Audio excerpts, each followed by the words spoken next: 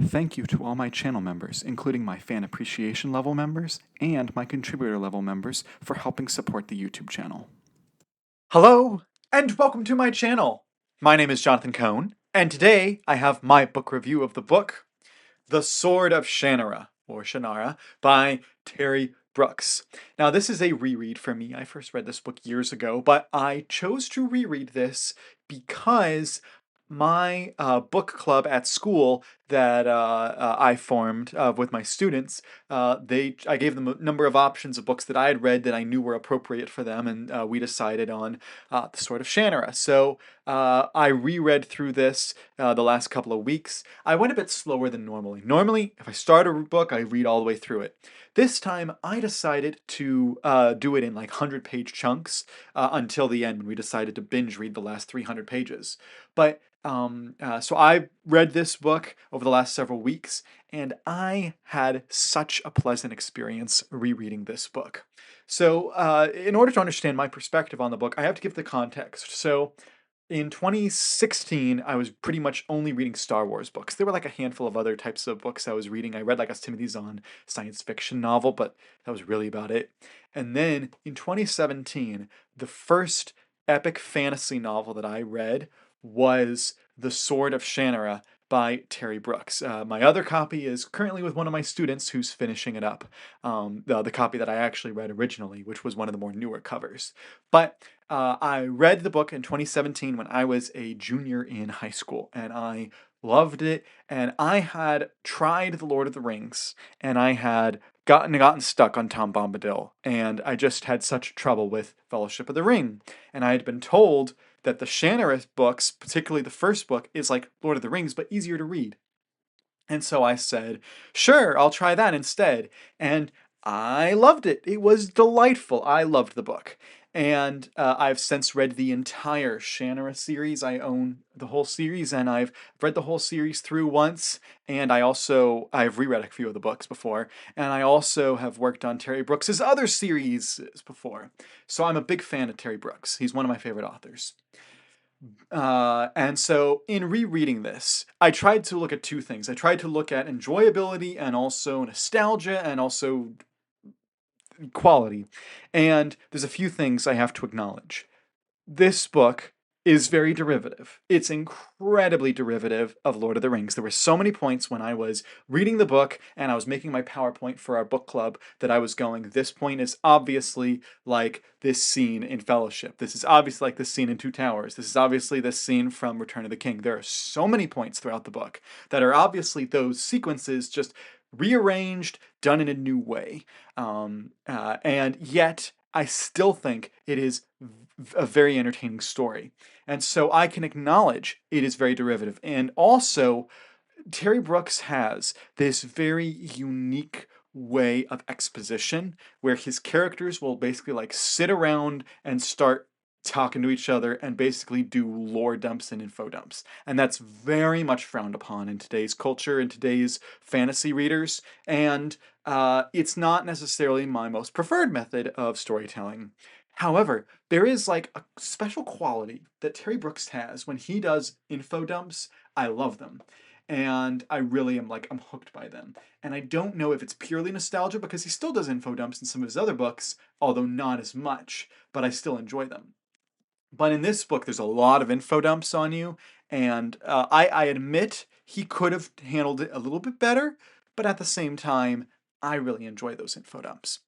And then you have elements of the book that do take a bit of time. You know, the book is has about 20-page chapters in the mass market. I also have a hardcover that is the 30th anniversary or 35th anniversary, 30th, whatever. It's an anniversary hardcover with the annotated notes, and that one it's like 15 pages in hardcover per chapter. But the chapters should have been shorter. One is they should have been shorter because it would have made the pace and flow work better, but also because I think that there's stuff in there that's just not needed as much. I think there's several times where he could have cut out the journey. He could have cut out a lot of the getting in between. Particularly, there's a point from when our characters leave the main city to when they arrive in Colhaven that I think should have been cut. Again, like Lord of the Rings, there's sequences there that should have been cut.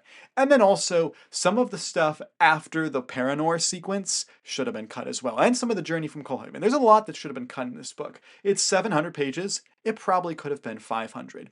So you hear all those criticisms from me.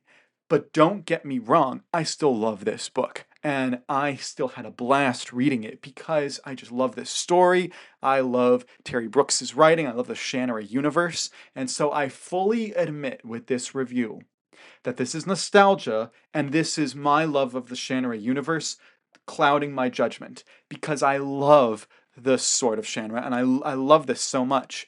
Yet I can admit its flaws. And so, while on an objective scale, this has a lot of things that should have been better about it. In fact, I would say that if you are the type of person that started this and was like, man, I can't stand how derivative it is, start reading the second book, Elfstones, which you don't really have to have read the first book and is a much more original story. It's still got some of the same tropes and stuff, but it's an original story. It's obviously not a Lord of the Rings based book, whereas this obviously is.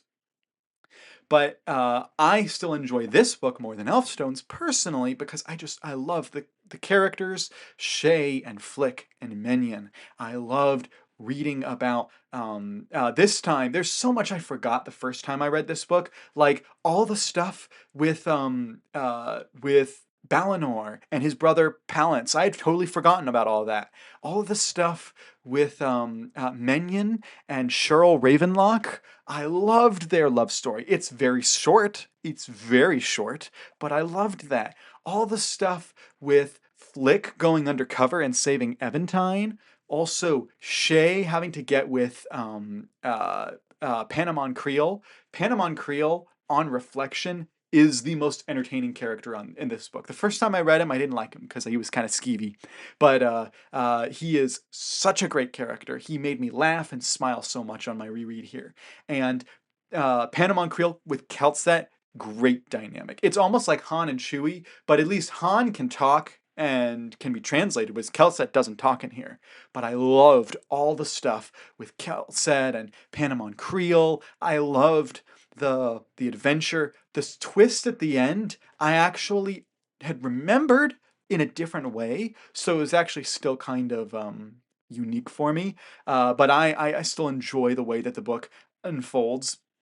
It is very much that kind of classic style fantasy. You've got your elves, your dwarves, you've got your skull creatures, your mythic creatures, you've got your humans, you've got like the area that's like basically the quiet town that's in the woods that gets attacked by the bad guys. Like there's all those great tropes that you love in traditional fantasy.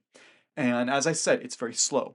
My favorite character of the whole Shannara universe is Alanon, and it was great experiencing Alanon again. I just love his character. His character is very much in certain sequences of the book, and then he just disappears for like 100 or 200 pages. And I'm like, no, Alanon, come back. I enjoy your character so much. But just the lore dumps. After reading the whole series, if you've read the Shannara series, you know what it builds to, and you know the history behind it that he doesn't reveal in this book. But when I read this, I was like, ooh, interesting. That's interesting. And then I was reading the King of the Silver River sequence, and I was like, oh, I'm seeing connections now. I'm understanding this so much better. And this is a book that I think it really you'll appreciate a lot on reread.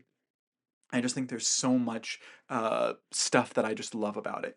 And the whole sequence in Paranor, the sequence in the Skull Kingdom is brilliant. I think that the Shannara series would work really well as an animated series. Maybe do animated movies based off the books or something. But there's just so many sequences that I just got to visualize in my head that were a lot of fun with this series with this book. And so yes, it is derivative. Yes, it is not the highest quality technically, which is why I still put the Gerald Shannara trilogy ahead of it because well, do I? I have such love and nostalgia for this, but I also admit I think Gerald Shannara is a better storyline, that trilogy.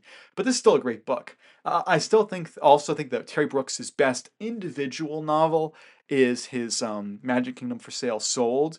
Even though I think the whole Shannara series is better than the Magic Kingdom series, I think Magic Kingdom for Sale is his best individual book. But this is still a tremendous, tremendous book. And I'm not going to reread the whole series right now because I have so many other new books to read, and I want to give deference to new authors. However, I loved rereading this with my class, and it was so much fun. I don't know what our next read is going to be after this. Um, uh, we'll find out. It'll probably be something a lot shorter, would be my guess. I think the students do not want to read something this long. The students, uh, my book club, this was not their favorite book, even though of the options I gave them, this was the one they chose. They didn't love it, which is sad. But I understand why. This is not their style of book normally.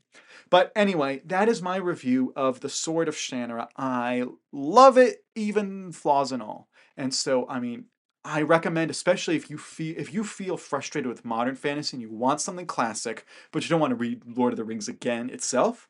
This is like Lord of the Rings. It's classic and it's epic fantasy, and there's a lot to it. But I think it's delightful. So, if you've read The Sword of Shannara, let me know your thoughts in the comments section down below. And until next time, I'm Jonathan, and thank you for watching.